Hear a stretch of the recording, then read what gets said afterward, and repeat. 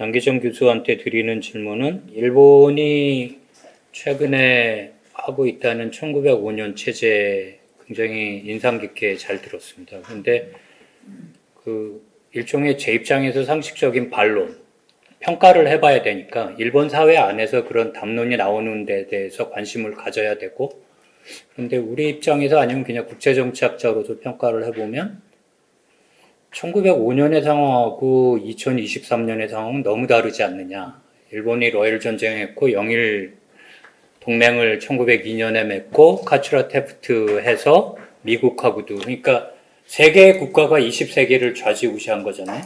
그러니까 영국 입장에서는 양쪽에서 떠오르는 지역 패권 국가들을 다 갖고 있었던 거고, 이 지역 패권 국가 둘을 영일 동맹하고 미국하고 같이 가져가다가 그게 깨진 게 1922년 이렇게 워싱턴 체제로 가잖아요. 근데 그때의 힘의 그 분포하고 지금의 힘의 분포하고 또 규범의 원칙, 그건 이제 제국주의적인 타협인데 하고 많이 다르기 때문에 그거를 좀 어떻게 다르게 봐야 되나 하는 게 제 질문이고, 김현철 선생님한테 드리는 질문은 중국 시장을 대체하지 않으면 어렵다는 건 이제 저같이 잘 모르는 비전문가 입장에서도 충분히 동의하는데, 그 책임을 현재 정부에게 온전히 돌릴 수 있는가 하는 건 조금 다른 문제인 것 같습니다. 그러니까 저까지 아는 상식이 된 게, 한중 간의 상호 보완성이 많이 약해지고 경쟁적인 구조가 된 거고, 중국 자체가 헤매는 측면도 충분히 있고, 그러면 어느 정도로 윤 정부에게 책임을 물어야 되느냐, 구조적인 요인하고, 그러면 그 중국 포션을 대체할 수 있는 시장, 엠벨트 같은 거 말씀하셨는데 조금 더 구체적으로 말씀해 주시면 좋겠다, 이런 말씀 드리고요. 김준영 원장한테 드리는 질문은, 제가 김준영 원장 제일 불쌍하게 생각하는 게 주옥순한테 당한 거 이런 거. 가스라이팅, 한미동맹 가스라이팅, 저도 한미동맹의 주술에서 벗어나야 된다고 절대적으로 동의하는 입장에서 민주당 정부의 행태에 대한 비판을 해야 된다, 이게 제언 중에 있더라고요. 그리고 한미일의 양심 세력이 일종의 연대를 해야 된다. 굉장히 좋은데 만약 집권을 해서 그거를 하면 한 번에 날아갈 것 같아요. 그러니까 왜 그러냐면 잘 아시지만 이 정부가 두 번의 정상회담에서 뻘짓 중에 표현이 오늘 다른 분들이 계속 이렇게 표현을 쓰시다 보니까 최악의 정상회담을 했는데도 불구하고 대미 외교에 대한 여론은 반반입니다. 일본 외교에 대한 건 70% 80%가 반대가 나오는데, 그냥 학자로서 소신을 갖고 하면 다 동의할 수 있는데, 만약에 그렇게 민주당 정부에 대한 비판을 공식적으로 제기했을 때 살아남기 힘들지 않을까. 노무현 정부의 전례나 문재인 정부의 전례를 보면 조금 더 정교한 전략이 필요할 것 같다. 그런 거고, 절대 반대하거나 뜻이 다르다는 건 아니고요. 제가 갖고 있는 건 왜 꼭 혈맹이고 싸우는 데만 한국과 미국이 주한미군을 통해서만 가치를 공유할 수밖에 없는가. 여러 가지 다른 생각이 있는데 질문이 이런 겁니다. 그리고 시간을 지키라는 압박이 있었기 때문에 세 가지를 다들 말씀하셨다고 생각해요. 하나는 국제적으로 한국 외교가 도전에 직면해 있다라는 거고, 둘째는 이 정부가 잘못하고 있다라는 거고, 셋째는 대안을 마련해 보자라는 건데, 전반적으로 인상적인 건 학술적으로 얘기하면 담론의 수행성이기 때문에 자강이라고 부르는 게 안 좋은 것 같다. 가치 외교도 안 좋은 것 같다. 균형도 안 좋은 것 같다. 여러 가지 말씀을 많이 해주셨습니다. 그게 제일 인상적인 코멘트고요. 그 각각에 대해서 말씀드리면, 첫 번째는 과제로 보면 세 분 거를 모아서 체계를 만들 필요성이 있는 것 아닌가 하는 생각을 해봤습니다. 그러니까 시공간적으로 굉장히 다양하거든요. 그러니까 일단은 남기정 교수 말씀하신 한국 중심으로 생각해 봐야 되는 거고, 지구적인 수준과 지역적인 수준, 한국 수준, 또 시간적으로 보면 인류 문명의 위기와 제가 첨언을 하자면 서구 제국주의의 위기인 것 같습니다. 중국의 부상하고 서구 제국주의의 위기는 힘의 측면에서 1차 세계대전부터 지금까지 보면 그 강대국의 흥망에 폴 케네디가 쓴 거에 도표가 여러 개가 나오는데 뭐 국력 지수 G7이 그대로입니다. 오스트리아 헝가리만 빼고는 그때 G7이 지금 그대로 G7. 캐나다 들어오고 오스트리아 그 대신 달라진 건 중국이 차지하는 비중이 워낙 커졌기 때문에 남기정 교수 얘기하는 거로 치면 G7은 상대적으로 하락한 거고 E7이 올라간 거 이런 거를 좀 봐야 되지 않나 하는데 아무튼 과제로 보면 뭔가 이 진보 진영 전체에서 체계화할 필요가 있겠다. 예. 그리고 그냥 저도 미국 중심으로 보기 때문에 하나만 제 생각을 말씀드리면 한국에서 IRA라고 자꾸 부르는데 IRA는 미국에서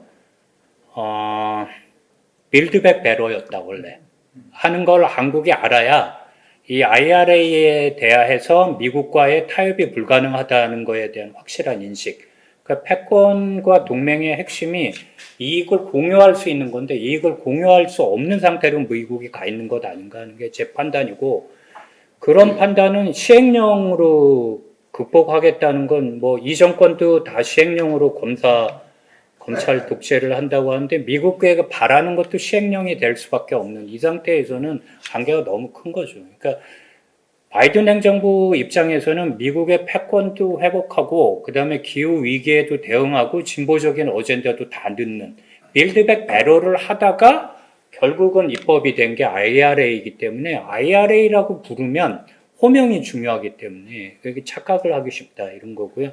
시간 부담 계속 느껴가지고 두 번째는 이제 윤석열 정부가 뭘 어떻게 잘못하고 있고 김기정 선생님께서 느닷없이 벼락 숙제를 내주신 건 왜 이 친구들이 이런가에 대해서는 뭐 제가 한 2, 3주 전에 창비 주간 논평을 한 번 쓴 게 있습니다. 뭐 제가 정한 제목은 아니고 그래서 자세한 답안은 제 나름대로의 답안은 거기에 있는데 간단하게 말씀드리면 문명과 야만, 일본 식민지 근대화론을 그대로 갖고 온 거고 일본은 깨끗한 나라라는 생각 그리고 일본이 뭘 잘못했냐 한국이 망한 건 우리가 안에서 싸워서 망했다. 이거는 이제 19세기 후반 19세기서부터 20세기까지 넘어 그 다음에는 천조국으로서 미국 패권 예외주의를 내면하고 있는 것 그리고 이 정신세계는 MB 2.0인데 MB 1.0에서 나왔던 인류국가로 가는 길은 미국에 편승하는 길이다라는 게 그대로 간 것이기 때문에 뭐 제가 생각하는 건 그렇고요. 그러니까 뭐 식민성인데 한국적인 식민성인데 그런데 하나 이제 그 정파적인 아니면 이제 대안을 낼 때 주의해야 되는 거는 상대가 워낙 개판이 되면 대응도 개판이 될 수 있어요. 근데 그러면 미국 주류가 망한 게 트럼프가 워낙 개판이고 말 안 되는 논리를 가져오니까 방심했던 거죠. 거기에 대해서 제대로 대안을 못 마련한 건데 정파적으로 보면 뭐 크게 보수가 워낙 형편없는 가치 외교라고 하지만 사실은 이 연사 어퍼컷 반공 운명 대회를 하고 있는 건데 워낙 개판을 치니까 이게 얕잡아 보면 안 된다는 게 제 생각입니다. 왜냐하면 소구력이 있어요. 첫째는 민족주의적인 소구력은 MB가 갖고 있는 인류국가가 되겠다는 인류국가로서의 이거는 문재인 정부에서도 얘기했던 건데 우리가 선진국이다라고 하는 그래서 이 진보나 좌파가 갖고 있는 본질적인 문제인데 애국심과 민족주의와 진보적인 가치를 어떻게 결합할 수 있는가에 대한 좀 더 세밀한 연구가 필요하다. 답은 없습니다. 저는 그런데 뭐 전략을 짤 생각이 없기 때문에 결국은 뭐 선택을 하라 그러면 저 같은 사람은 평화나 운동 진영에 남아 있겠다는 거고 여기는 이제 정책으로 들어가면 어디까지 국민 여론을 타협할 것인가 하는 걸 생각해 봐야 되는 거죠. 그러니까 대통령이 저렇게 개판을 치는데도 미국에 대해서 절반의 지지가 나오는 한국민이 갖고 있는 친미가 국제적인 수준에서 보면 유럽의 그거보다 강하거든요. 그러면 이게 현실이기 때문에 이 현실에서 어떻게 돌파해서 리셋을 할 것인가 이런 거를 좀 생각해 봐야 된다는 생각이고 가치 외교를 이거는 김준영 원장한테도 한번 옛날에도 한번 얘기했는데 가치가 없다라고 몰아붙이는 것보다는 잘못하면 북한 인권을 보수의 어젠다로 넘겨준 것처럼 된다. 왜냐하면 가치 외교에 대한 국내 정치적인 수요가 있습니다. 국민들이 우리가 이만큼 컸기 때문에 실용만 갖고 민주당 이재명 대표 계속 실용으로 몰아붙이는데 저는 캠페인에서부터 솔직히 말씀드리면 뭐 제가 캠프에 안 들어갔다 이런 말씀을 함부로 드리는 게 아니라 학자로서 절에서는 성공하지 못한다고 생각했습니다. 원래. 왜냐하면 그걸 조합을 시켜서 얘기를 해야지. 그리고 가치 외교를 정말 가치가 다양하거든요. 다양한 가치인데 그 가치 자체로도 깨야 돼요. 가치 자체로도 깨고 실용으로도 깨고 조화롭게 깨야지. 안 그러면 북한 인권에 대해서 발언권을 완전히 상실한 상태가 될 수 있기 때문에 위험하다 그런 생각을 하고 깨야 되는 건 역사적인 정의, 제국주의와 탈식민주의의 정의가 지구적인 가치라는 얘기를 해야 돼요. 그러니까 보수에서 계속 얘기하는 게 북한에 대한 인권 얘기하면서 전환기적 가치라는 얘기를 합니다. 그러니까 독재 정권에서 독재가 아닌 걸로 가면 그 이전의 독재에 대한 그 문제들을 어떻게 청산할 것인가 하는 것처럼 전 지구적인 수준에서 나오고 있는 학제적인 논의는 제국주의의 침탈을 정당화한 국제법 자체가 피해자를 야만으로 만든 것이거든요. 그 논리를 한국이 잘못해서 망했다라고 얘기하는 거예요. 이거는 민족주의적으로도 통용이 안 되고 여기에 대한 정의를 이거를 회복적 정의라고 합니다. 영어로. 그래서 이거는 이 가치는 선진적인 거고 보편적인 가치를 망쳐먹은 거예요. 그러니까 인권과 평화와 98년의 담화의 가치를 망쳐먹었다고 남기정 교수가 얘기한 걸 전면에 띄워야 돼요. 가치에서도 니네가 잘못하고 있다라고 얘기를 해야지 니네는 가치하고 우리는 실용만 한다? 근데 실용으로 하기 어려운 측면이 있어요. 그리고 결정적인 문제는 진보진영 전체로 보면 아픈 문제지만 하노이 노딜은 문정권에서 있었습니다. 문정부에서. 그리고 북한이 핵 능력이 커졌습니다. 이 문제를 피해갈 수가 없어요. 일종의 영어 표현으로 하면 이 방 안에 엘리펀트가 있는 거죠. 지금 분석에서 가장 크게 빠진 게 이 부분인데 북한의 핵 능력이 임계점을 넘어섰는데 그러면 당하고만 있으라는 거에 대한 대안이 필요합니다. 대안이 필요합니다. 그래서 그 논의가 필요하고 마지막 시간을 많이 써서 죄송한데 조금만 봐주시면 김기정 선생님 이제 담론이 중요한데 저는 리셋은 잘못된 용어라고 생각합니다.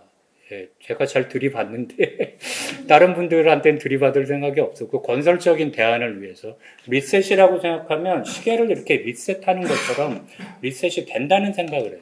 디자인이 가능하다고 생각해요. 그래서 어떤 책이 있냐면 책 제목을 말해 13 Clocks라는 제목이 있어요. 그러니까 13개의 시계라는 책이 있는데 책의 내용은 미국이 어떻게 건국하고 독립선언을 하게 됐느냐 13개의 다른 주들이 어떻게 해서 독립이라는 한 가지 길로 가게 됐느냐 그건 13개의 시계를 하나로 맞춘 기적이 가능했다. 그리고 그 기적은 어떻게 해서 가능했느냐 공통의 적을 발견함으로써 가능했다. 흑인 노예라는 국내적인 적과 인디안이라는 외부의 적.